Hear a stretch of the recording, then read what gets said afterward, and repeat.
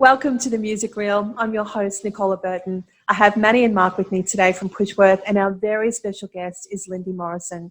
And Lindy is from Support Act. And as you know, that's a charity that helps artists, roadies, and music workers who are facing incredible hardship due to illness, injury, and crises, I guess, like this latest COVID crisis. They provide financial support, they provide advice. There's a wealth of practical resources on their website. Sometimes they even contribute to funeral costs as well. The Support Act Wellbeing Helpline is a free, confidential, 24/7 counselling service, and it's available to anyone working in the Australian music industry, anyone who needs to talk to someone about any aspect of mental health.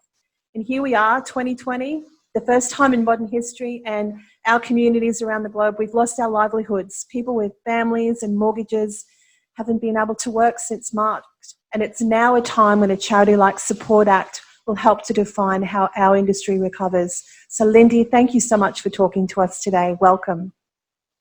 Thank you. So I guess my first question is, how have you guys had to work to pivot to meet the extraordinary additional demands since COVID hit?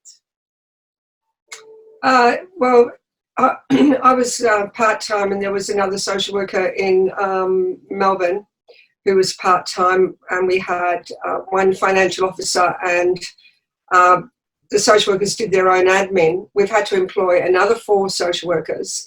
We've had to employ 4 admin. We've had to employ a person who is in charge of all those processes, and 2 more financial officers. So the organisation has really extended. I'm looking after the social workers, and really a lot of our information was in my head and the other social workers. We didn't have a lot of our processes written down because we didn't have to. And now we've had to write everything down, really streamline the payment system.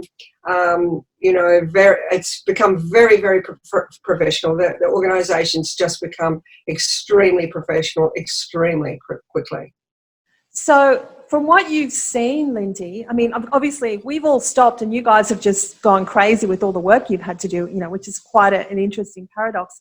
But from what, I guess, the data that you've seen in the last few months, what does that really tell you about our industry and what steps we need to take to make some changes to better support ourselves for times like these, for these unexpected times? I don't know what we can do to support ourselves in unexpected times, because the very nature of the industry is that it's so uncertain. You're either touring or you're not. If you're not touring, you're spending money recording and rehearsing, and it's very, very difficult to make a good living in the music industry. So I'm not exactly sure how we can protect ourselves going forward. It's the nature of the industry that it's uncertain, that it's seasonal, that it depends on what recordings you're putting out and when, and what shows you're doing, and how many bums you can get on the seat. It's not like the film industry, for instance, where it's subsidised greatly, and a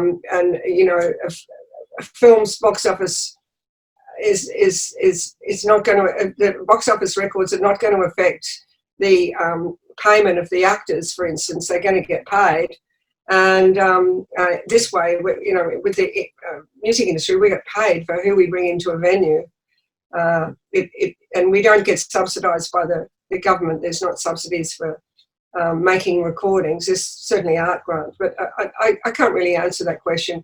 I mean, people talk about encouraging people to contribute to super. There have been all sorts of schemes run past me in the last 40 years, but really there's often not enough income to contribute to super.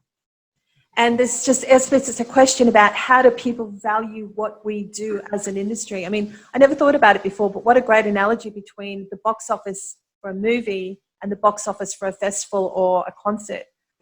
Wow, I've got a lot to think about. Manny? Yes.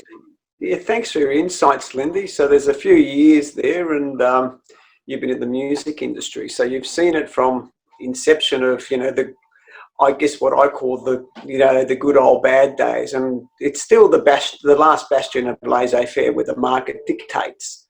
So what I'm looking at now, the realisation is, as you've highlighted, the music industry has a mechanism for its, say, solvency. I think that what we may lack is a mechanism for our own solvency, a peak industry body which lobbies in the government that really is effective. Because at the moment, what I'm noticing is there's so many factions going to our, say, federal government with all, like, I suppose, different interests. So my question is, can you see a future where we have a solid lobby into government? Well, it's an interesting question because Music Australia is supposed to represent all the organisations, but I think its emphasis has shifted somewhat. But when Dick Letts ran what was then called, I can't remember what it was called before it was called Music Australia. Do any of you three know what that was? I'm going to Google it while you're talking. Okay. Well, that organisation represented every single corner of the Australian music industry, and we would meet in a huge conference every year. There were always subgroups, committees. It was constant lobbying government for, it's called the Music Trust now, by the way, but what it used to be called, anyway. And so there was that, and then and he funded that for many years until he got some government funding. He also had the big push was education, getting music education into schools, and they ran many programs. They ran the Friedman's jazz scholarships. The Friedman Jazz Prize, all sorts of stuff. It was really fantastic. Then it morphed into Music Australia, but Music Australia is probably not as effective now as the Dick Letts organisation was. And before that, we had Oz Music. That's right. That's going way back, and that had that role. But what's happened, I think, now is that ARIA, PPCA, APRA, AMCOS have filled that role. Yeah. They're doing an incredible amount of lobbying all the time. I mean, frankly, I don't know if there's any room for another organisation, Manny. Yeah. We've got AMIN, we've got all the state lobby groups. There's so many organisations, and I'm very aware of all of them. In fact, I've probably sat on most of them at some stage in my career. So I'm not sure there's room for another one, Manny. Fair enough. Excuse me for being slightly cynical. No, it's good. It's good to hear. Yeah, Mark. I mean, the other thing don't forget, you've got the, sorry, Mark, you've got the managers, the AAM, they're becoming quite effective. You've got AIR, but really what you want is, did you find Richard Letts' the name to his organisation? No, it doesn't say this. We'll have to Council of Australia. The Music Council of Australia, that's what it was called. There you go. All right. Yeah. And that morphed into Music Australia. But the Music Council of Australia was incredibly effective as a lobby group. It was constantly lobbying the government over certain issues. Great. Interesting. Okay, Mark. Go on, Mark. Lindy, what opportunities do you see coming out of lockdown for our industry? Oh, well, I suppose the best thing that's come out of it is the amount of online performances that everyone's doing. And I think that's really been incredibly worthwhile. And I think everyone also has really been pushed into streaming. Those who haven't been streaming are all streaming. I think the streaming results are going to be really good for this period. And, streaming is our main, besides syncs, which is where you get a song and recording synced into a moving image. Besides that, streaming is really so far ahead of everything now in terms of our income. And this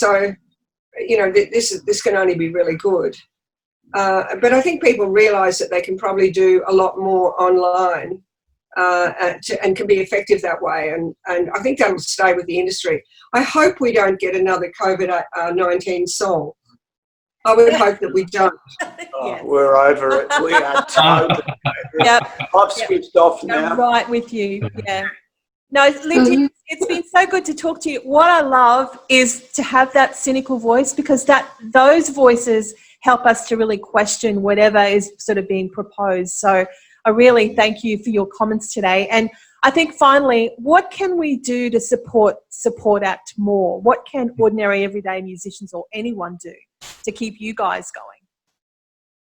Oh, well, I think the best thing that everyone could do now is to let everybody know that we exist and they can apply for a grant to get through COVID. So that's what I would suggest. Perfect. Just get the word out to everybody that, you know, if you're a musician, crew, or have worked in a music organisation and you've been affected by COVID, we have grants to give to you. How good is that? I'll make sure all of the contact details are in the post. Lindy, it has been a real pleasure to meet you and to speak to you and hear your ideas about this. We really appreciate you taking the time to talk to us today. Thank you so much. Well, I appreciate that you asked me, so I'm really glad. Great. Thank you. Thanks, everyone. Thank you so much again, Lindy.